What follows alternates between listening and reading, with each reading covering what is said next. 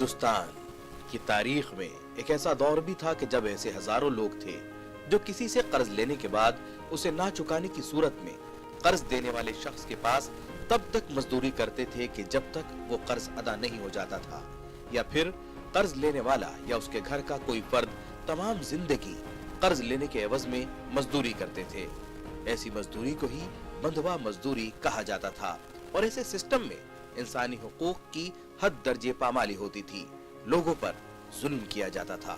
लेकिन आजाद भारत में सबको बराबरी के हुकूक मिले और तभी से ये आवाजें भी बुलंद होने लगी कि मजदूरों के साथ होने वाली नाइंसाफी को भी खत्म किया जाए। हालांकि अंग्रेज हुकूमत ने भी आजादी से कबल मजदूरों के लिए कानून साजी की थी और ट्रेड यूनियन एक्ट 1919 लाया गया। उसके बाद डिस्प्यूट एक्ट 1947 और लेबर लॉ 1948 बने। आइन के आर्टिकल 23 में बंधुआ मजदूरी को ममनू करार दिया गया। भारतीय रियासतों ने अपने अपने हिसाब से कानून बनाए, लेकिन बदलते दौर के हिसाब से नए तकाजों और जरूरतों ने फिर ये मुतालबा किया कि अभी मजीद इस्लाहात की जरूरत है और साथ ही एक ऐसे कानून की भी जो पूरे मुल्क में यकसा तौर पर नाफिज हो। और इसी जिम्न में आता है the bounded labour system abolition act 1976। इस कानून में 7 चैप्टर और 27 सेक्शन हैं। इस कानून का मकसद था कि गरीब लोगों के जिस्मानी और इक्तिसादी इस्तेहसाल को रोका जाए। इसीलिए इस कानून के तहत ये वाज़ेह किया गया कि अब कोई किसी को बंधुआ मजदूर नहीं रख सकता और किसी के पास कोई बंधुआ मजदूर है तो वो उसे फौरी तौर पर आजाद करेगा। साथ ही कोई शख्स इस शर्त के साथ ना कर्ज दे सकता है और ना ही ले सकता है। कानून के मुताबिक कोई भी शख्स किसी से रस्म रिवाज, मुआहदे और रिवायत की बुनियाद पर जबरदस्ती मजदूरी नहीं करवा सकता। आज की पेशकश में इस अहम मौजू पर रोशनी डाली जाएगी। अपना मुल्क अपना आइन, शक्ति संविधान की। नाज़रीन आदाब, इस्तकबाल है आपका इस खास पेशकश में जिसका नाम है अपना मुल्क अपना आइन, और मैं हूं आपका मेजबान मोहम्मद नौमान। कहा जाता है कि इस दुनिया में तमाम इंसान बराबर हैं, लेकिन इसी दुनिया की यह तारीख भी रही है कि इंसान ने ही इंसान को गुलाम बनाया है, उससे बंधुआ मजदूरी करवाई और ना जाने कितने जुल्म ढाए। लेकिन जैसे जैसे ये दुनिया तरक्की करती गई वैसे वैसे मजदूरों की हक़ की आवाज़ें बुलंद हुईं और दुनिया के सभी ममालिक में मजदूरों के हक़ की आवाज़ बुलंद होने के साथ साथ उनके लिए कुछ कवानीन भी बनाए गए। आज की इस पेशकश में हम बात करेंगे bounded labour system abolition act 1976 की। आखिर क्या है ये कानून और इसके आने से मजदूरों की ज़िंदगी में, उनके कामकाज के तरीक़े में क्या कुछ तब्दीलियाँ आई और अब तक हमारी अदालतों ने क्या कुछ इस ताल्लुक़ से फ़ैसले दिए हैं और इसमें अभी तक कितनी तरामीम की जा चुकी हैं। इस अहम मौजू पर बात करने के लिए हमारे साथ आज स्टूडियो में मौजूद हैं 2 ख़ास मेहमान। हमारे साथ हैं जनाब एडवोकेट डी.के. सिंह साहब, आप मेंबर हैं देहरी बार काउंसिल के, और हमारी दूसरी ख़ास मेहमान हैं माहिर कानून मोहतरमा निशा धनराज दीवानी साहिबा। आप दोनों का आज की इस पेशकश में बहुत बहुत इस्तकबाल है। हमारे साथ लॉ के स्टूडेंट भी मौजूद हैं जिनके सवालों को आज की इस पेशकश में हम शामिल करेंगे। आपका भी मैं आज के इस प्रोग्राम में बहुत बहुत इस्तकबाल करता हूं और इस प्रोग्राम का आगाज़ करते हैं डी.के. सिंह सर से कि जब हम बात करते हैं बाउंडेड लेबर की, आखिर ये कॉन्सेप्ट कहाँ से आता है कि अब इसके ऊपर एक कानून होना चाहिए। आज़ादी के बाद हमारे देश में संविधान लागू हुआ जहाँ हमने सबकी बराबरी की बात कही, राइट टू इक्वलिटी की बात की हमने, उसके बाद भी कहीं ना कहीं क्या कुछ ऐसी खराबियां थीं या ऐसी बातें सामने आ रही थी कि जब ये देश में ज़रूरत महसूस की गई कि एक कानून ऐसा होना चाहिए जहां इस मजदूरी को हम गैर कानूनी करार दें। गोल्डी मीट मटन मसाले, जो आपके हाथ का मटन खाए जिंदगी भर आपका हो जाए। जहाँ जाए रिश्ते बनाए गोल्डी मसाले। देखिए, सबसे पहले मैं ये बताना चाहता हूँ,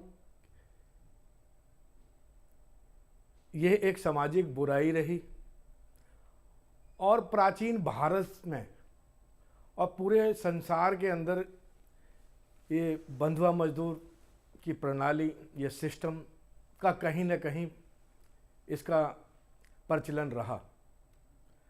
हम मनुस्मृति को देखते हैं तो उसमें भी पाते हैं कि हमारे उस टाइम पर भी बंधुआ मजदूरी का प्रचलन था।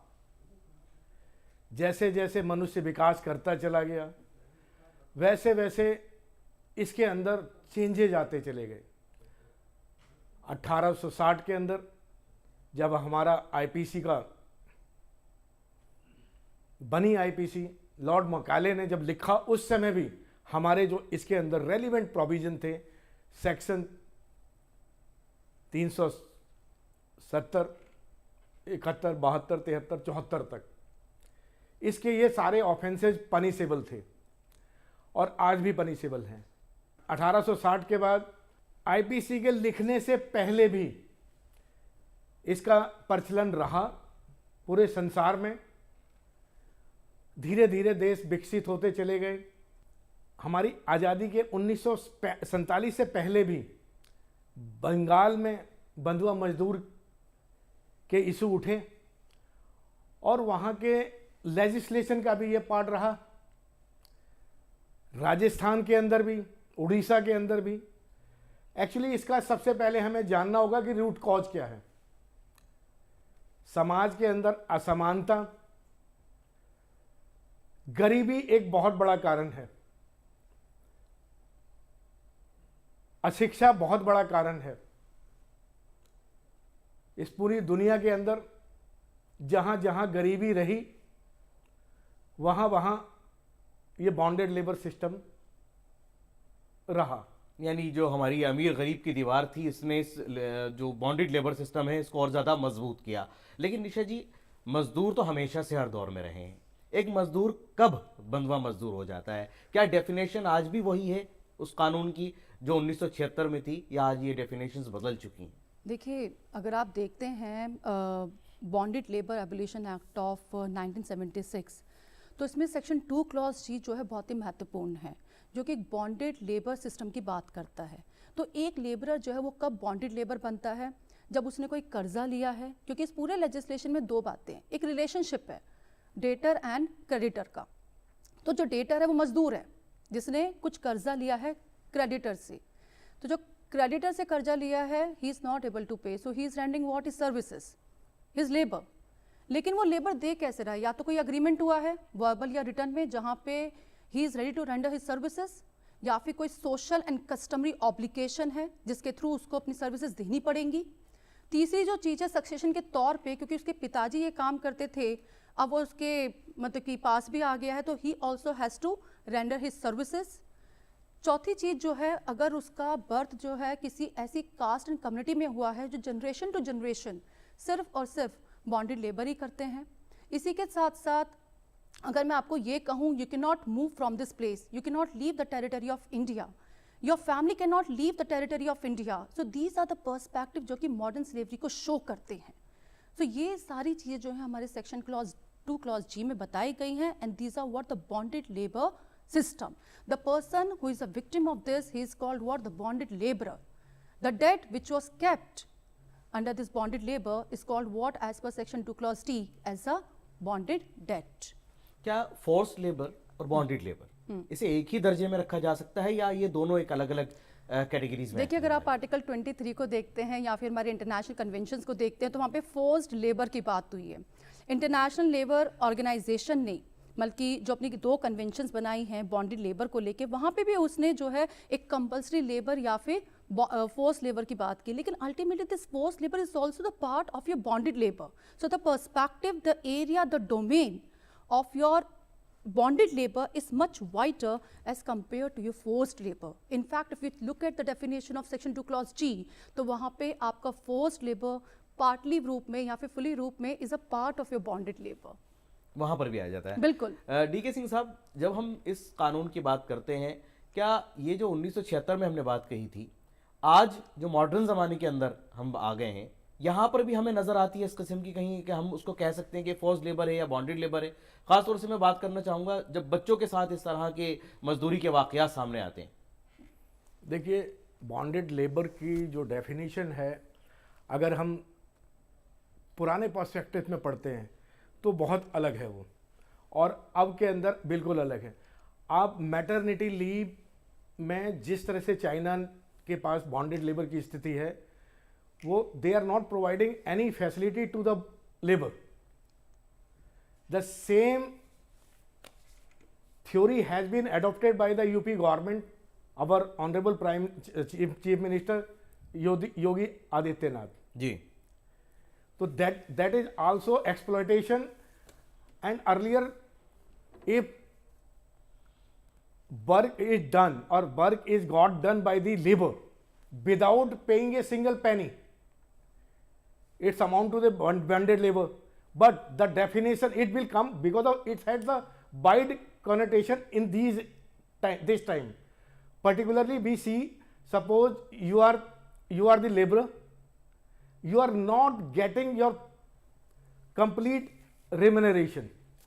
It's also right now, it becomes a part of the definition because the interpretation has been done by the Honorable Supreme Court number of the cases. Recently, Salvesh Kumar versus 2022, ji Neeraj Chaudhary versus 1984 state of MP. So with the passage of time, this Honorable Supreme Court has given number of the verdicts. So number of the thing has been included in the definition. यानी कहीं ना कहीं जो हमारी अदालतें थी उन्होंने एक अहम रोल प्ले किया है। मैं नहीं, निशा जी से भी इसमें अदालत चाहूंगा एक्चुअली कि में कानून का हमेशा अदालत का हमेशा ये काम रहा है कि समय समय पे जब भी कोई लीगल इशू आते हैं उसे बहुत ही अच्छे ढंग से वो एलोबरेट करें, उसकी इंटरप्रिटेशन दें। कोई प्रॉब्लम, क्योंकि कानून गतिमान है, चलता रहता है, तो जरूरत पड़ती है कि अमेंडमेंट्स की, इंटरप्रिटेशन की जरूरत पड़ती है। जहां तक 1975 की बात करते हैं जी, at the time when the Shrimati Indira Gandhi address the nation 1 January 1975, the first time as far as this issue has been addressed by the first Prime Minister of India, the Lady Prime Minister of India, Srimati Indira Gandhi. 1975 में पहली बार आवाज उठ रही है कि जो बंधुआ Number of the मजदूरी है time issue has been raised, ji, but at the national level, Prime Minister has issued first time. Thereafter, 1st July 1975, ji 20-point program. This was the issue, one of the 20 programs. यानी जो 20 निकाती उन्होंने programme अपना launch किया, उसके अंदर ये भी एक मुद्दा 20 अहम था। सूत्रीय प्रोग्राम था, जी। उसमें पहला एक मुद्दा ये भी था। जी उसके बाद जी अक्टूबर के अंदर, जी ये 15 अक्टूबर के अंदर ये ऑर्डिनेंस लाया गया। पहले ऑर्डिनेंस लाया, उसके बाद में बिल बना करके तब जाकर के वो कानून बनता है, तब जाके ये और कानून 1976 में लागू हो जाता बना। 1976 के अंदर। लेकिन उसके बाद हमारी अदालतें जो हैं हमेशा से एक अहम रोल प्ले करती रही हैं किसी भी कानून के ताल्लुक से। मैं इसी मौजू के ऊपर चाहूँगा कि हमारी जो मैडम है निशा जी आज हमारे साथ हैं, उनसे चाहूँगा कि इस पर और रोशनी डालें कि हमारी अदालतों ने किस तरह अपने रिमार्क से, अपने फैसलों से इस अहम मौजू के ऊपर देखा जाए तो एक मार्गदर्शन दिया, एक रास्ता दिखाया कि कहीं ना कहीं हम उनके हुकूक की, उनके राइट्स की बात कर सकें। बिल्कुल बिल्कुल। तो मैं बेसिकली शुरू करूंगी, पहले तो ये जो बॉन्डेड लेबर है ये कई सारी स्टेट में था, मतलब कि it was happening in many parts of India. कहीं पे ये चक्री के नाम से था, जित्ता के नाम से था, कहीं पे ये हरवा के नाम से था, हरवाला के नाम से था, बंधक के नाम से था राजस्थान में। तो ऐसे कई जगह पे कई कुरीतियों के नाम से ये पॉपुलर था। फाइनली जैसा सर ने बताया कि 1976 में ये लेजिस्लेशन आया, but before this legislation the initiative was taken by many of the state government. For example Orissa and Bihar government, they had taken this initiative in the year of 1921। उसके बाद 1940s में मद्रास का initiative for the dead bondage के लिए। उसके बाद आपका 1961 में राजस्थान गवर्नमेंट के through for the abolition of slavery through dead bondage act. लेकिन हमारी स्टेट्स अपना काम कर रही हैं। बिल्कुल, स्टेट्स अपना काम कर रही थी, but finally I will appreciate the initiative which was taken up by the MP government, जिन्होंने फटाफट से एक ऑर्डिनेंस जारी करके 243 लेबरर्स को मुक्त किया। जब मुक्त किया तो still there was like something missing on the centralised system, and that was the central act. Finally this legislation came with the name of bonded labour abolition act. जब ये आया 1976 में, तो इसके इम्प्लीमेंटेशन के लिए जोर लगाया गया स्टेट गवर्नमेंट की स्कीम्स के ऊपर, रिहैबिलिटेशन स्कीम्स के ऊपर। तो it was taking lots of delay. हम देख सकते हैं कई सारी जजमेंट्स हैं जहाँ पे judiciary was playing very pivotal role. For example 1982 का जजमेंट जहाँ पे PUDR versus union of India के नाम से केस है जी। यहाँ पे the judgement was what, there was like a victim who was getting no wages, बहुत ही कम उसको वेजेस मिलता था या ना के बराबर कुछ लेबरर्स को वेजेस मिल रहा था। क्या ना दोनों ही जुर्म की कैटेगरी में आते हैं कि बिल्कुल ना देना या कम देना? बिल्कुल, ये बॉन्डेड लेबर का ही पार्ट है। If you look at the definition of section 2 clause G, it's a part of bonded labour system. So it was held by the Supreme court of India in the case of PUDR versus union of India कि paying no wages और minimum wages जो standard हमारे state government लागू करती है उससे कम भी wages देना या फिर ना देना, वो हमारे बॉन्डेड लेबर सिस्टम का ही पार्ट है। 1982 की इस जजमेंट के बाद 1984 में बंधुआ मुक्ति मोर्चा वर्सेस यूनियन ऑफ इंडिया का केस आया। यहाँ पे सबसे इंपॉर्टेंट जो इनिशिएटिव लिया सुप्रीम कोर्ट ऑफ इंडिया में, दिस वाज व्हाट कि जब ये केसेस आते हैं और इसमें रिलीजिंग सर्टिफिकेट गवर्नमेंट इशू करती है on the basis of what कि जहाँ पे डिस्ट्रिक्ट मैजिस्ट्रेट ऑर्डर पास करते हैं तो वहाँ पे rehabilitation it was not taking like properly. So just because of that reason, in this case, the Supreme Court had laid down many guidelines for the rehabilitation scheme that the central government, the state government, district magistrate, vigilance committee, they all are the part of this legislation. They have to be very active for implementing the rehabilitation schemes in favor of the bonded laborers. क्या कानून कहता है कि rehabilitation जरूर होना चाहिए? बिल्कुल बिल्कुल, ये कहता है कानून। जो हमारे बॉन्डेड लेबर के रूल्स वगैरह बने हुए हैं या फिर अगर आप देखोगे कि सेंट्रल लेवल पे हमारी 1978 की स्कीम है जिसको हमने रिवैम्प किया 2016 में, ये स्कीम पूरी तरह से बेसिकली बनाई गई है welfare of the bonded labourers. तो हम इसको मिस तो कर ही नहीं सकते हैं। रिकवरी करने के बाद या फिर रिलीजिंग सर्टिफिकेट देने के बाद it's very important for the district magistrate to pass the rehabilitation order, and these are the schemes जो कि आपके सेंट्रल गवर्नमेंट के थ्रू बनाई गई हैं। डीके सर, यहाँ एक मुद्दा एक अहम हो जाता है कि जब हम बात करते हैं इस तरह की या बॉन्डेड लेबर सिस्टम की या मजदूरी की, तो कहीं ना कहीं एक एंगल और सामने आता है ह्यूमन ट्रैफिकिंग का। क्या वहाँ पर भी इसी कानून को हम लागू करते हैं और इसी के ज़रिए सजाएं दी जाती हैं या इसी के तहत फैसले लिए जाते हैं? देखिए, ह्यूमन ट्रैफिकिंग की जहाँ तक बात है, इसके लिए सेपरेट प्रोविज़न IPC में दिया हुआ है, लेकिन हम ब्रॉडर पर्सपेक्टिव में देखते हैं, उसकी डेफिनेशन को देखते हैं, तो human trafficking it is a part of the bonded labour जी, because the people, even the human being are being sold and are being bought by the somebody, ji.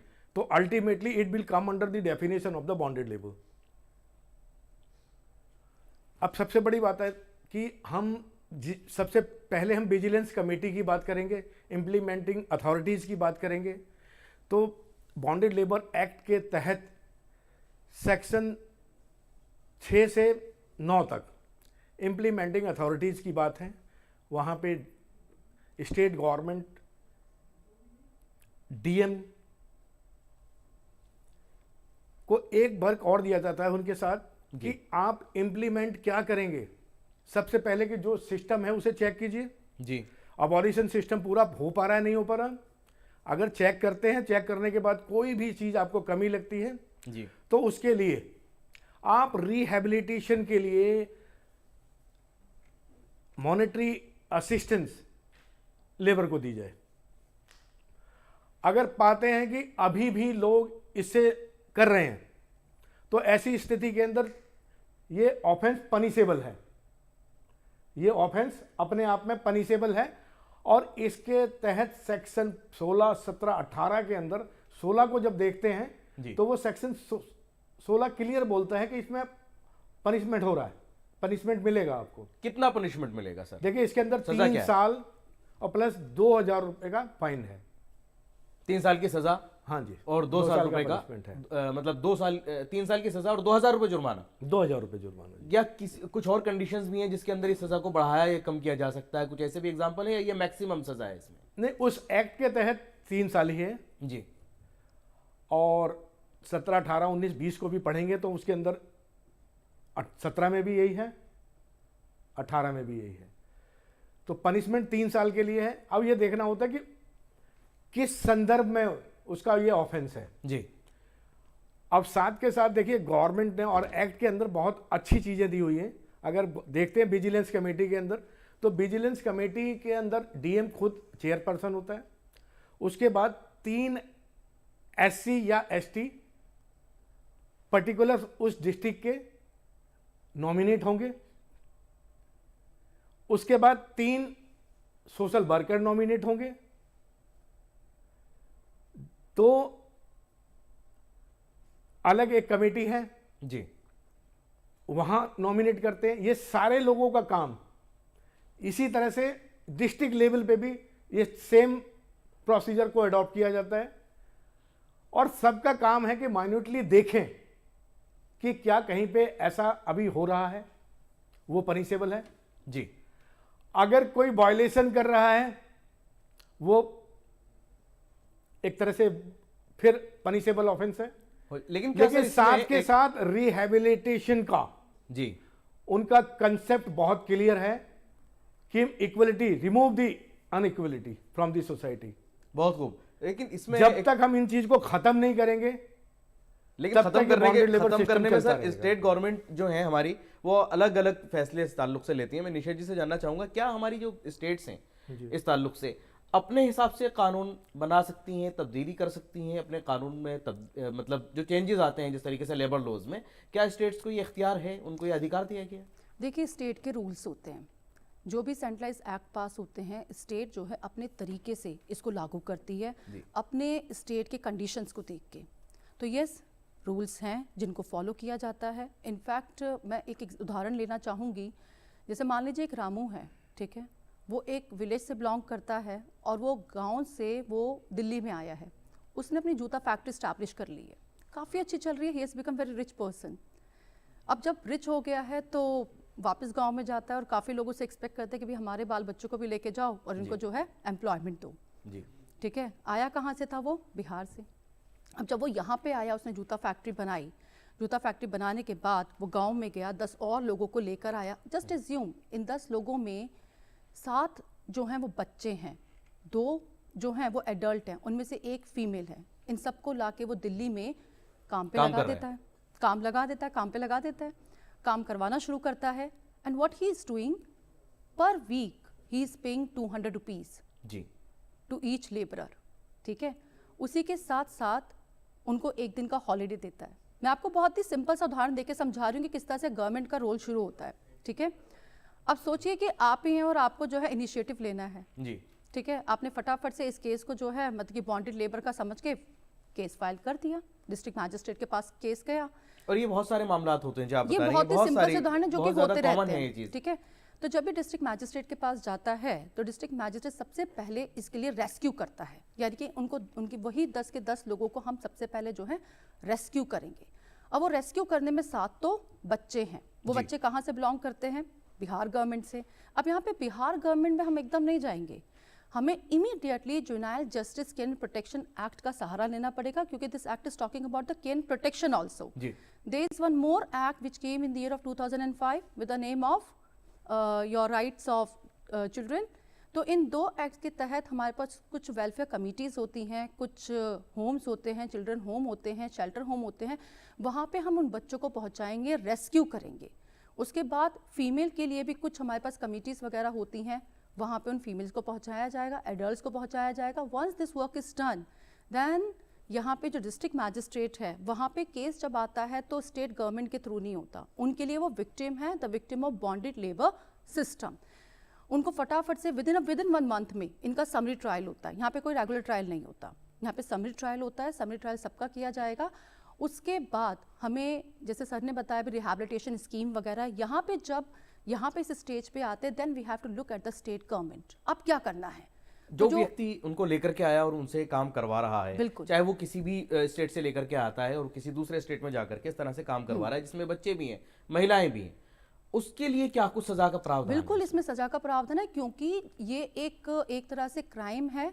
And this crime is given like in your this act only, bonded labour abolition act of 1978। जैसे sir ने आपको बताया, section 16, 17, 18, 19, ये 4 sections जो है पूरे तरीके से इस एबोल्यूशन के मतलब की पनिशमेंट की बात करते हैं कि अगर बॉन्डेड लेबर हुआ है और किसी ने इस तरीके से ज़बरन तरीके से मतलब कि किसी को उठा के किसी स्टेट से यहाँ पे लेकर आया है, उससे बॉन्डेड लेबर एक्सट्रैक्ट किया है, उसे स्लेवरी कराई है, ऐसा कोई लेबर जिसके लिए उसने मिनिमम वेजेस या फिर जो वेज मतलब कि दिया गया है वो पे नहीं किया है, this all things are coming in your bonded labour. Apart from that, अगर आपने उसकी प्रॉपर्टी ले ली है या फिर आपने जब उसके स्टेट में गए थे तो आपने एडवांस भी पे किया उनकी फैमिलीज को, जो कि बॉन्डेड डेट का मतलब कि उदाहरण है।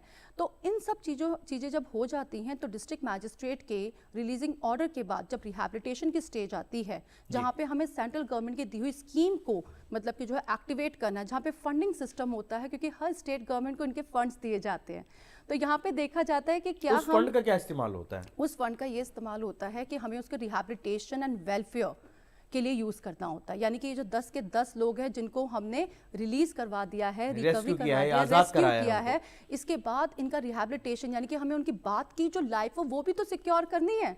अब मैं आपको एक और चीज़ बताती हूँ, जब हम सेंट्रल गवर्नमेंट की बात करते हैं ना, 2016 की स्कीम की या फिर 1978 की स्कीम को जो हमने रिवैम्प किया, यहाँ पे 1 लाख रुपया जो है will be given to the adult person, अगर वो बॉन्डेड लेबरर था, ठीक है ना, उसको जो हमने रिलीज कराया। जी जी, यानी अगर कोई बंधुआ मजदूर था और उसको छुड़ाया गया, उसको आजाद करवा लिया गया है, तो उसे 1 लाख रुपए बिल्कुल सेंट्रल गवर्नमेंट की तरफ से स्कीम के तहत दिए बिल्कुल जाएंगे। बिल्कुल। और ये जो सेंट्रल गवर्नमेंट है ये स्टेट गवर्नमेंट को फंड्स देती है, and this fund has to be allocated with proper guidance of the vigilance committee through the district magistrate.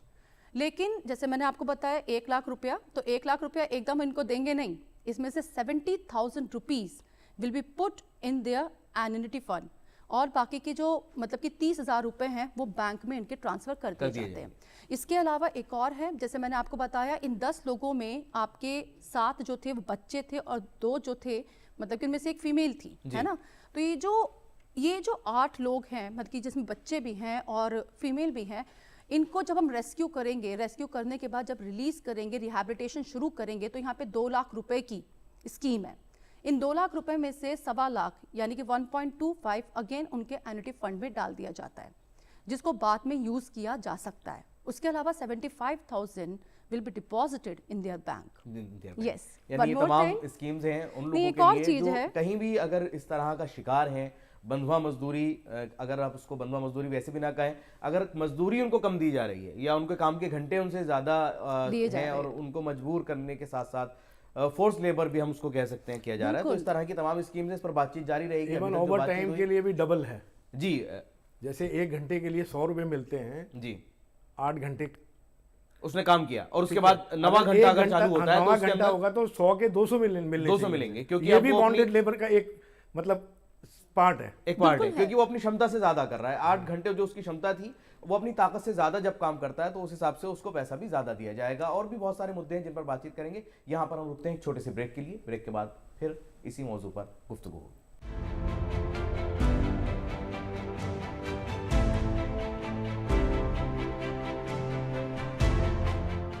वक्फे के बाद एक बार फिर आपका इस्तकबाल है इस पेशकश में जिसका नाम है अपना मुल्क अपना आइन।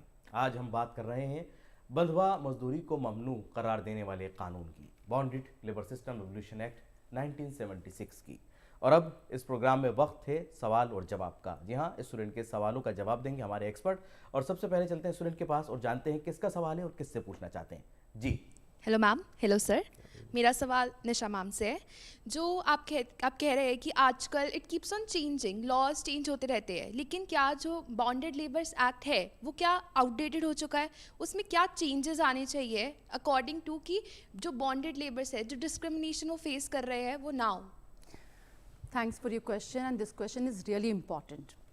Now the point is when we talk about कि how this bonded labor system is different from the changing system जो अभी हो रहा है, तो अगर आप देखोगे कि हमारा जो लेबर कोड है वो 1920 में चेंज किया गया है, हालांकि पारित हो चुका है लेकिन अभी तक इम्प्लीमेंट नहीं हुआ है।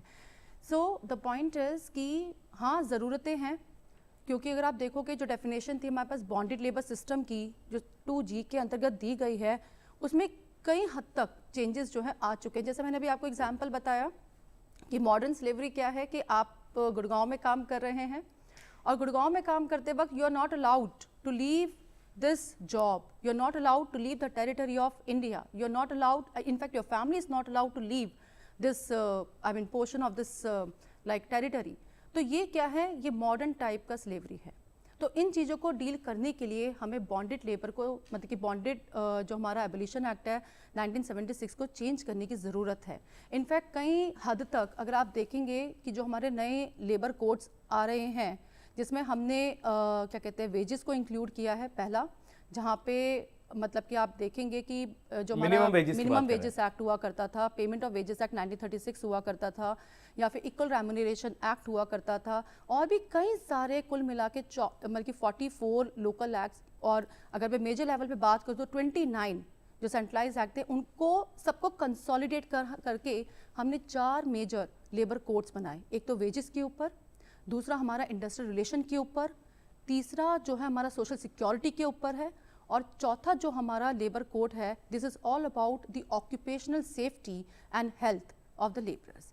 द पॉइंट इज कि इसके थ्रू बहुत चेंजेस हैं जो कि बहुत अच्छे तरीके से सहूलियत जो है प्रोवाइड करेगा बॉन्डेड लेबरर्स को. If I talk about the minimum wages, आप देखिए कि मिनिमम वेजेस एक्ट था जी, लेकिन कितने घंटे काम करना है, या फिर उसका स्ट्रक्चर क्या था, या बोनस मिलेगा नहीं मिलेगा, वो बिल्कुल भी मतलब कि कई सिंप्लीफाइड सारी नहीं बातें किया थी गया इनको था. शामिल करते रहे और आगे बढ़ते रहे, और इसी का एक हिस्सा मैटरनिटी लीव्स भी हैं जिनके बिल्कुल, बारे में बिल्कुल, पहले कोई बिल्कुल. बात भी नहीं करता था, और अब वो ज़रूरत बनकर सामने आई और लोगों ने एक्सेप्ट किया कि हाँ ये भी होनी चाहिए. और ख़ासतौर से जो मजदूरों की फैमिलीज़ हैं उनका भी ख्याल रखने की बात की गई कि अगर कहीं कुछ हादसा हो जाता है तो उसकी जो फैमिली है कहीं वो ऐसा ना हो कि वो सफर इंश्योरेंस करते के रहे, तौर तो पे इसके लिए उनका भी इंश्योरेंस जो है वो ज़रूरी हो गया है. In fact we are including the grand parents also, जी. जो कि कभी भी किसी स्कीम का पार्ट रहा ही नहीं. कभी नहीं रहते थे लेकिन उनको भी शामिल किया गया है. तो ये तमाम वो मराहिल हैं जिनको हम तय करते करते यहाँ तक पहुँचे हैं, और हिंदुस्तान जिस तरह से तेज़ी से तरक्की कर रहा है, ये तमाम हम चीज़ें शामिल करते जा रहे हैं. अगले सवाल की तरफ बढ़ें. जी, तो मेरा सवाल सर से है. सर, जैसे कि आप इतनी अच्छी पोजीशन पे हैं, तो आपके पास भी अभी उन्हीं टाइप के केसेस आते हैं जिस टाइम पहले आते थे, या अभी कोई चेंजेस हैं, और क्या लूप होल्स या कोई कमी है हमारे अभी के लॉज में जो चेंज करने की ज़रूरत है? क्या मुद्दे और केसेस उसी तरह के हैं जो पहले हुआ करते थे, या कुछ नए ज़माने में नई तरह के केसेस आ गए हैं? जैसे जैसे भारत विकसित होने की तरफ अग्रसर है, वैसे वैसे विकसित प्रॉब्लम आपके सामने आएगी, और समाज के सामने आएगी, एडवोकेट के सामने आएगी, जज साहब के सामने आएगी, लेजिस्लेचर के सामने आएगी, एग्जीक्यूटिव के सामने आएगी. अभी किस तरह के मुद्दे आ रहे हैं? अगर कुछ केसेस आपके पास आते हैं तो किस तरह से मजदूर परेशान होते हैं? देखिए, मजदूर परेशान किस तरह से होते हैं, इसका एक एग्जाम्पल देता हूं मैं आपको. प्रैक्टिकल जो अप्रोच है वो मैनेजमेंट की बिल्कुल डिफरेंट है. कैसे डिफरेंट है मैं बताता हूं आपको. दिल्ली का minimum wages act, central minimum wages act, आज आप 125 सीआरपीसी का केस आता है गवर्नमेंट के सेंट्रल, अगर हम सेंटर की बात करते हैं मैं तो उसी चीज पे आ मिनिमम रहा हूं. वेजेस जो है अलग है, और स्टेट की बात करते हैं तो मिनिमम वेजेस उसी अलग चीज है. पे रेगुलेशंस आ जाते हैं, स्टेट यहाँ पे रेगुलेशंस आ जाते implement हैं. अगर हम देखिए, changes कर रहे हैं. कॉम्पिटिटिव वर्ल्ड में हैं जहां हम चाहते हैं कि और ना सिर्फ हम चाह रहे हैं, बहुत बड़ी बड़ी इंडस्ट्रीज जो है कोविड के बाद में उन्हें एक जगह नजर आई जहां वो कारोबार कर सकते हैं आसानी से. तो कहीं ना कहीं उनको एक फ्रेंडली एनवायरनमेंट देने के लिए हमने कुछ चेंजेस किए, तो उसका रिजल्ट भी हमें नजर आ रहा है कि जहां इंडस्ट्रीज की तादाद हमारे यहाँ बढ़ी है, बहुत बड़े लेवल पर जो है इन्वेस्टमेंट बढ़ रहा है, इंडस्ट्रीज हमारे यहाँ आ रही है. देखिए, चाइना से कोविड के दौरान काफ़ी लोग वहाँ से माइग्रेट हुए हैं, इंडस्ट्रीज माइग्रेट हुई है, और वो यूपी के अंदर बहुत ही एक पीसफुल माहौल है. उस वातावरण को देखते हुए काफ़ी इन्वेस्टर या इंडस्ट्री यहाँ पर आई भी हैं. निशा जी, आपको क्या लगता है कि जो नए चेंजेस आए, खासतौर से अगर उत्तर प्रदेश की हम बात करें, तो क्या उन नए चेंजेस ने इंडस्ट्रीज को उस तरफ आने में, वहाँ पर आकर्षित करने में एक रोल प्ले किया है वहाँ पर? बिल्कुल किया है, क्योंकि अगर आप देखोगे जो गवर्नमेंट है हमारी, उनका मेन मोटिव है इन्वेस्टमेंट को बूस्ट करना, इकोनॉमी को बूस्ट करना, और ये इतना आसान नहीं है. सेल्फ सफिशिएंट होने के बाद भी स्टिल आई वुड से कि कंट्रीज़ को मतलब कि एक दूसरे के ऊपर डिपेंडेंट रह के अपनी ज़रूरतों को पूरा करना होता है. तो द पॉइंट इज़ कि जहाँ पे हम इन ज़रूरतों की बात करते हैं, वहाँ पे हमारे लेबर लॉज बहुत ही मतलब कि सिग्निफिकेंट होने चाहिए, एंड प्लस अच्छे होने चाहिए. तो यह ज़रूरत है और उस हिसाब से कहीं ना कहीं कुछ तब्दीलियाँ और चेंजेस आते हैं. अगले सवाल की तरफ बढ़ते हैं. तो हेलो सर, हेलो मैम। मेरा क्वेश्चन निशा मैम से है कि जैसे हमारे पास पुराने लेबर कोड्स थे, तो अब जो न्यू लेबर कोड्स हैं उससे बॉन्डेज लेबर पे क्या इम्पैक्ट आएगा? न्यू कोड्स जो हैं उनसे कितना असर पड़ेगा? बहुत अच्छा बिल्कुल, सवाल है। बहुत ही अच्छा क्वेश्चन है, क्योंकि मैंने अभी बताया कि ये जो न्यू लेबर कोड्स हैं ये 1920 में मतलब कि कहीं ना कहीं ये पारित हो चुके हैं, लेकिन हाँ इम्प्लीमेंट अभी नहीं हुए हैं। ऐसा कहा जा रहा है कि 24 तक या फिर, लेकिन होने हैं। The point is how it will impact the bonded labour. तो जब हम बॉन्डेड लेबर पे आते हैं तो यहाँ पे मिनिमम वेजेस, जो मैंने अभी आपको बताया था, बहुत ही बड़ा रोल अदा करता है। मिनिमम वेजेस में अगर आप देखोगे, जैसे सर ने भी आपको बताया कि स्टेट गवर्नमेंट्स के रूल्स एंड रेगुलेशंस होते हैं। पंजाब का 8,000 रुपये, मे बी दिल्ली का 11,000 रुपये हो, लेकिन अगर आप इससे कम का देते हो तो डेफिनेटली बॉन्डेड लेबर की कैटेगरी में आता है। अब इस चीज़ को सहूलियत कैसे मिली? इस चीज़ को जो है सहूलियत हमारे न्यू लेबर कोड्स के थ्रू मिल सकती है। क्यों? क्योंकि यहाँ पे एक स्ट्रक्चराइज सिस्टम जो है मिनिमम वेजेस एक्ट को लगाया गया है। प्लस जो लेबरर है, employer is bound to provide what the bonus, जो कि हर एक एम्प्लॉयमेंट में पॉसिबल नहीं था पहले। तीसरी चीज़ जो बहुत ही अच्छी है, यहाँ पे gratuity system is also given. तो अगर आप अब रिक्रूटमेंट लेते हैं तो मुझे ग्रेच्युटी के लिए 5 साल का वेट करना पड़ता था, लेकिन अब ऐसा नहीं है। अब आप अगर 1 साल किसी कॉन्ट्रैक्ट लेवल पे काम कर रहे हैं, वो कॉन्ट्रैक्ट जॉब है, still you are entitled to get your gratuity. So there are many things in good way coming with these legislations, but हाँ कुछ भ्रम है लोगों के मन में, जैसे वर्किंग आवर्स को लेके कि अब जो है वर्किंग आवर्स आके 12 आवर्स तक हो जाएंगे। ऐसा कुछ भी नहीं है। मैं इस चीज़ को भी क्लियर करना चाहूँगी कि मिनिमम मतलब कि जो हमारा वेजेस एक्ट है इसमें एक आवर्स की बात की गई है। तो पहले जो होता था, हम इस चीज़ को मानते थे कि 6 दिन और 8 घंटे, कुल मिला के 48 आवर्स, लेकिन ये कहीं भी मतलब कि सिंप्लीफाइड तरीके से इम्प्लीमेंट नहीं किया जाता था। जो हमारा नया लेबर कोड है ये बहुत ही प्रॉपर तरीके से कह रहा है और जस्टिफाइड तरीके से कह रहा है कि 48 आवर्स मीन्स 48 आवर्स ये मिनिमम वर्किंग आवर्स है। स्ट्रिक्टली फॉलो होगा, ये स्ट्रिक्टली तरीके से फॉलो होगा। एंड अगर आप इसके ओवर एंड अबव में काम लेते हो, then this is called what? Your overtime, and for that the employer is bound to pay you extra wages. Extra wages. आपको क्या लगता है वैसे, क्या जितने भी कानून हैं, आमतौर पर ये कहा भी जाता है, क्या ये सिर्फ मजदूरों के हक की बात करते हैं या उन लोगों की हक की भी बात करते हैं कि जो लोग या जिन कंपनीज में जहाँ पर इनको रखा जाता है? देखिए, again I am back to this labour codes only. अगर आप देखेंगे तो इसका झुकाव जो है कहीं ना कहीं एम्प्लॉयर्स के लिए भी है। कैसे है मैं आपको बताती हूँ। यहाँ पे एम्प्लॉयर्स को अब एक फ्लेक्सिबिलिटी दी गई है that they can extract the extra working hours from the labourers. पहले जो था हम इसको बंधुआ मतलब कि बंधक के रूप में देखा करते थे, बॉन्डेड लेबर की दृष्टि से देखा करते थे, लेकिन अब जो है एक डिफरेंस हमारे पास आ गया है कि you are entitled to get more work, ठीक है, from your labourers, but for that you will have to pay. Earlier it is called as what? The bonded labour, ठीक है ना।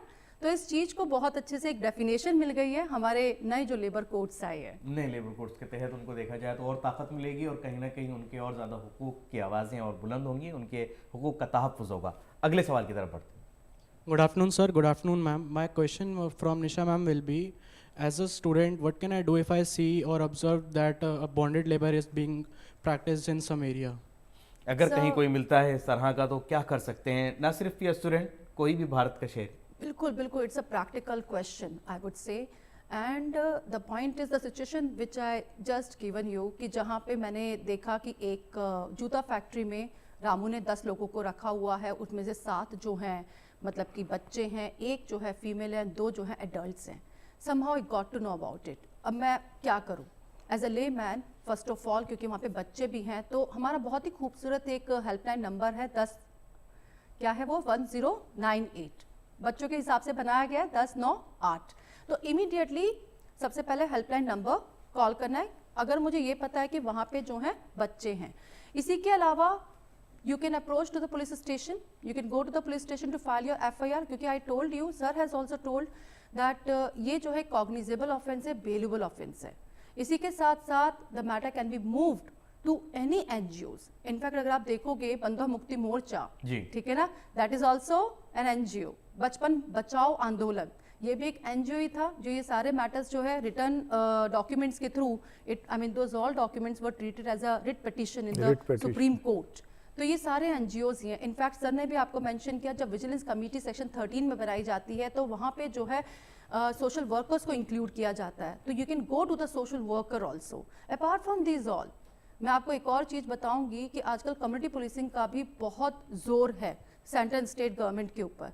तो हर पुलिस स्टेशन में इनके जो है ट्रेनिंग कोर्सेज कराए जाते हैं, जहाँ पे बॉन्डेड लेबर अगर किसी बच्चे के साथ हुआ है, किसी फीमेल के साथ हुआ है, इन सब की पूरी जानकारी दी जाती है।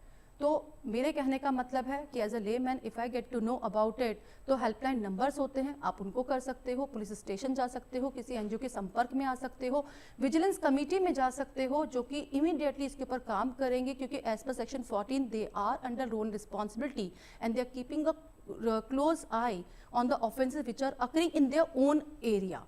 ठीक है ना? बिल्कुल सही एंड कहा देन द आपने। Matter will be filed in the district magistrate. Goldiee meat mutton मसाले, जो आपके हाथ का मटन खाए जिंदगी भर आपका हो जाए। जहाँ जाए रिश्ते बनाए गोल्डी मसाले। और सरकार ने बहुत ज़्यादा कोशिशें की हैं। बिल्कुल। मुझे लगता है कि जो नए लेबर कोड्स हैं उसके अंदर भी तमाम चीज़ों को शामिल और करने की देखिए एक कोशिश और की गई चीज है जी। कि जो लेबर कोड में मतलब की जो बॉन्डेड लेबर की जो स्कीम्स हैं जी। वो बहुत ही फ्रूटफुल हैं, बहुत ही सक्सेसफुल हैं as compare to other schemes of the central state government. The thing which I told you, जैसे एक बच्चे का जो है अगर रेप हो जाता है या फिर ह्यूमन ट्रैफिकिंग को उसने मतलब कि फेस किया है, बहुत ही एक्यूट लेवल पे उसने बॉन्डेड लेबर को फेस किया है, उसकी फैमिली के साथ बहुत ही गलत किया है। जैसे बंधु मुक्ति मोर्चा के केस में हुआ था, जो 16 साल की लड़की थी, उसको मतलब कि उसकी जो सिस्टर थी उसको बस अब मतलब कि चकले पे बैठाने वाले थे, तो इमीडिएटली उसने जो है एनजीओ के साथ कांटेक्ट किया। ऐसे कई सारी वारदातें होती हैं और जब ये डिस्ट्रिक्ट मैजिस्ट्रेट के सामने आती हैं तो वो जो रिहैबिलिटेशन स्कीम है जहाँ पे 1 लाख या 2 लाख का प्रोविजन है, वही चीज़ हमारी 3 लाख तक हो जाती है, क्योंकि हमें यहाँ पे काउंसलिंग की ज़रूरत है। और ये जो काउंसलिंग है, this is not only your like जहाँ पे एक काउंसलर आके उनको समझा रहा है, नहीं, यहाँ पे साइकोलॉजिकल लेवल पे उस बच्चे को, उस फीमेल की स्थिति को एंड प्लस उस एडल्ट की स्थिति को समझना पड़ता है। यानी रिहेबिलिटेशन के ऊपर जो है पहले के बहुत मुकाबले ज़्यादा focus जोर है। दिया गया है, फंडिंग को जो है वो बढ़ाने की कोशिश की गई है ताकि बिल्कुल। नए दौर के मुताबिक और नए तकाज़ों के मुताबिक जो है उनको ज़्यादा से ज़्यादा सहूलत और कहीं ना कहीं उनको रिहेबिलिटेट करने की कोशिश की जाए। अगले सवाल की तरफ बढ़ी। सभी को मेरा नमस्कार। तो मेरा प्रश्न जो आप लोगों से है, ये ह्यूमन राइट्स के वॉयलेशन में है जो बॉन्डेड लेबर है, और अगर हम देखें आर्टिकल 21 उसका भी वॉयलेशन करता है बॉन्डेड लेबर का ये जो है। तो सरकार की ऐसी कौन कौन सी स्कीम्स हैं जो ग्राउंड लेवल पे काम कर रही हैं आज के समय पे, जो बॉन्डेड लेबर को रोक रही हैं या फिर किसी हद तक उनको रोकने का काम कर रही हैं? कानून के अलावा जो स्कीम्स हैं उनके बारे में जानना चाहते हैं कि कानून के अलावा कौन काम कर रहा है। देखिए एनजीओ का बहुत ज़बरदस्त रोल है इसके अंदर, और ऑनरेबल सुप्रीम कोर्ट ने एक जजमेंट में कहा भी है और अप्रिसिएट किया है एनजीओ को। मेरा ये मानना है कि बॉन्डेड लेबर को सिस्टम को अबॉलिश करने के लिए जो भी कानून बने हैं, उससे पहले हमें हर देश के नागरिक को ये बताना चाहिए, एजुकेट करना चाहिए। It is our first duty to educate all the peoples of the India. Unless until they get education or legal education in respect of this act, this abolition cannot be possible. जब तक हम honest नहीं होंगे, देश का हर नागरिक honest नहीं होगा, ये डायरेक्ट इनडायरेक्ट वे में कहीं ना कहीं रहेगा। हमारी सरकार जो कोर्स लेकर के आई है, लेबर कोर्स की अगर मैं बात करूं सिंह साहब, तो सरकार के सामने वो कौन कौन से मसले थे, ऐसे वो कौन कौन से पॉइंट्स थे कि अब हमें नए कोर्स की जरूरत है? मैं जानना चाहूंगा। देखिए, हमारी सरकार ने बहुत कोशिश की, मौजूदा सरकार ने, कि बिल्कुल ऊपर काफी कोशिश की। मैं आपको एक बताता हूं, एक त्रिभुवन सिंह वर्सेस डीटीसी का केस है जी। आज 30 साल हो गए उस केस को। 30 साल, हो सकता है आप लोगों की इतनी एज भी ना हो, 30 साल हो चुके हैं। उसने एक रॉन्ग फॉर्म में केस डाला, विड्रॉ किया, उसके बाद लेबर कोर्ट में उसने केस डाला और उसके फेवर में अवार्ड पास हुआ। 30 साल, ये 1992 के आसपास का केस होगा, ज़्यादा ही हो गए, 32-35 साल हो गए। हाई कोर्ट में रिट है, उसे मैं कंटेस्ट कर रहा हूँ, और उस 32 सालों के अंदर अब तक उसका कोई रिजल्ट नहीं आया। लेकिन सर यहाँ हमारी जुडिशरी की अगर हम बात करते हैं, सिंह साहब, अगर हम जुडिशरी की बात करते हैं तो पेंडेंसी एक बड़ा मुद्दा है और ये हर केस में है, बहुत सारे केसेस के अंदर हम देखते हैं और आज ये आवाजें और उठ 32 रही साल हैं के कि जल्द से जल्द हम लोग एक चीज और बताएं, 32 साल केस चलते हुए हो गया। अब हाई कोर्ट में जज साहब बोलते हैं, ऑनरेबल जस्टिस कहते हैं इसे 3 पेज में डीटीसी को, मेरे तो फेवर में हुआ है वो, लेकिन अवार्ड वो स्टे हो गया, ऊपर कुछ मिला नहीं, तो 3 पेज में अपने रिटर्न सिनॉप्सिस दे दें। 32 साल की कहानी 3 पेज में दे दीजिए। और अब जो नए चेंजेस आए हैं, जहां हम आईपीसी और सीआरपीसी में चेंजेस की बात कर रहे हैं, तो वहां कहीं ना कहीं ये भी कोशिश की गई है कि एक टाइम फ्रेम दे करके, एक टाइम लिमिट दे करके उन केसेस को जो है वो सुलझाने की कोशिश की जाए, ताकि जिस पेंडेंसी की आप बात कर रहे हैं, देखिए अगर उसको माइन्यूटली आप और जिस तारीख की आप बात कर रहे हैं, उसके लिए एक पर्टिकुलर तारीख भी मुकर्रर करने की कोशिश की गई है नए कवानीन में तब्दीली के साथ साथ, जो अब हम आईपीसी और सीआरपीसी के ऊपर अगले एपिसोड में बात करने की कोशिश करेंगे। लेकिन यहाँ हम एक आखिरी सवाल लेते हैं और उसके बाद इस प्रोग्राम को अपने आखिरी मरहले की तरफ लेकर के जाएंगे। जी, क्या सवाल है और क्या पूछना चाहते हैं? मेरा सवाल ये है कि जो भी विक्टिम्स होते हैं बॉन्डेड लेबर्स के, उनके हम सोशल, फिजिकल, फाइनेंशियल हेल्थ पे कैसे काम कर सकते हैं? उनकी किस तरह से हम हेल्प कर सकते हैं? जी, यस प्लीज। देखिए, इसमें स्कीम्स होती हैं, ठीक है। जैसे मान लीजिए कोई बेरोजगार है, तो बेरोजगारी के लिए सेंट्रल स्टेट गवर्नमेंट की बहुत सारी स्कीम है, ठीक है ना, हम उनको इम्प्लीमेंट करना शुरू कर देते हैं। लेकिन कोई बच्चा है, उसको एजुकेशन की ज़रूरत है आगे जाके, तो उसके लिए हम जो है बाकी जो चाइल्ड वेलफेयर कमिटीज़ हैं या फिर आपके चिल्ड्रन होम की जो मतलब की रिक्वायरमेंट है, उन चीज़ों को कंप्लीट करते हैं। उसी के साथ अगर कुछ बच्चे जो हैं वोकेशनल ट्रेनिंग का पार्ट बनना चाहते हैं, तो अकॉर्डिंग हम उन एनजीओज़ के साथ उनको जो है असाइन कर देते हैं। So this is how we are helping. देखा जाए तो पूरा एक प्रोसेस है और कानून ने भी उसके अंदर एक तमाम बातों को ये सारी किया है कि किस असिस्टेंस जो तरीके है से- ये जी रिहेबिलिटेशन में सब चीज़ इंक्लूड होती है। जहाँ पे मॉनेटरी चीज़ है, मॉनेटरी मिलेगी आपको हेल्प, जहाँ एजुकेशनल है, सिक्योरिटी है, तो everything comes under the parameter of the rehabilitation system. तो ये तमाम चीज़ें हैं जो कानून के अंदर मौजूद हैं और नए दौर और तकाज़ों के मुताबिक जो कुछ तब्दीलियाँ आई उनके ऊपर भी हमने आज कोशिश की। और नए जो लेबर कोड्स हैं जैसे ही वो मंजर आम पर आएंगे और लागू होंगे, तो मुझे लगता है कि मज़दूरों के लिए और ज़्यादा खुशी की खबर होगी। कहीं ना कहीं उनके हुकूक़ के तहफ़्फ़ुज़ की बात उसमें कही गई है। तो उम्मीद है कि जिस तरह देश आगे तरक्की कर रहा है, हमारे मुल्क का हर तबका, चाहे वो मज़दूर हो या फिर वो वर्ग जिससे कहीं ना कहीं कोई ना कोई इस तरह की मजदूरी करवा रहा था, उन सबको इसमें फ़ायदा हासिल हो। वो सब साथ मिलकर, सबका साथ, सबके विकास और सबके विश्वास में साथ मिल कर के चलें। मुझे उम्मीद है कि हमारी आज की इस पेशकश से हमारे नाज़रीन ने ज़रूर कुछ ना कुछ जानकारी, ज़रूर कुछ ना कुछ फ़ायदा हासिल किया होगा। मैं अपने दोनों मेहमानों का और तमाम स्टूडेंट्स का बहुत बहुत शुक्रगुजार हूँ कि आपने आज की इस पेशकश में हिस्सा लिया। इस प्रोग्राम पर रोशनी डाली हमारे मेहमानों ने, बहुत बहुत शुक्रिया। हम आज की इस पेशकश को यहीं मुकम्मल करते हैं और आपको छोड़े जाते हैं कानून से मुताल्लिक़ कुछ अहम मालूमात के साथ। अगले मौजू पर फिर हाजिर होंगे, तब तक के लिए हमारी पूरी टीम को दीजिए इजाज़त। आदाब।